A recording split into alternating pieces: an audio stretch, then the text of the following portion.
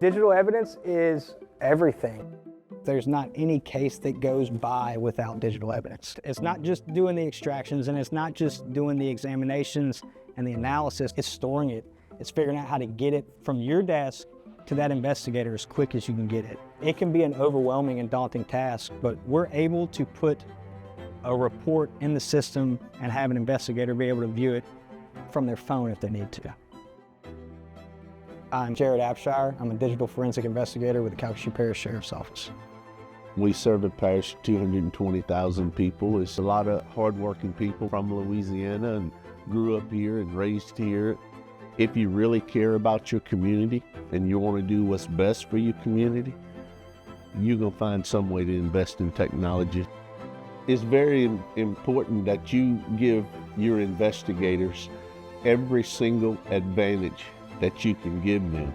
And one of the best advantages that you can give them is investing in the technology. A typical turnaround time, you would say, is like 6 months. How we're able to do it here in Calcasieu, we're able to push that evidence out a 3 to 6 week time frame. So we're able to use Guardian and to get those reports and the extractions to those detectives quick. When I was starting in detectives, you had to call the digital forensic guys. They had to come meet you and then get this phone, give it to them, they download the phone, and then they come back with a thumb drive and they're like, all right, plug it in the computer, can it process this? He's having to do this drive time where he could be working on the second phone and could be doing more work at that time.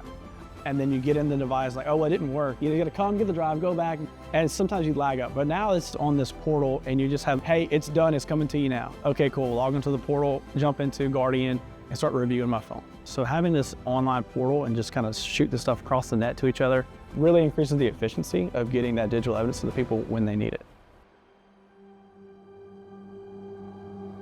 We were called out to the scene of what was initially believed to be a single vehicle crash on a kind of desolate highway, early morning hours of 4th of July. The driver had several bullet holes. He was not talking. He was moving and kind of groaning a little bit. There was a firearm in the vehicle and a couple cell phones. Get him from the vehicle. He's transported to a local hospital where he later dies.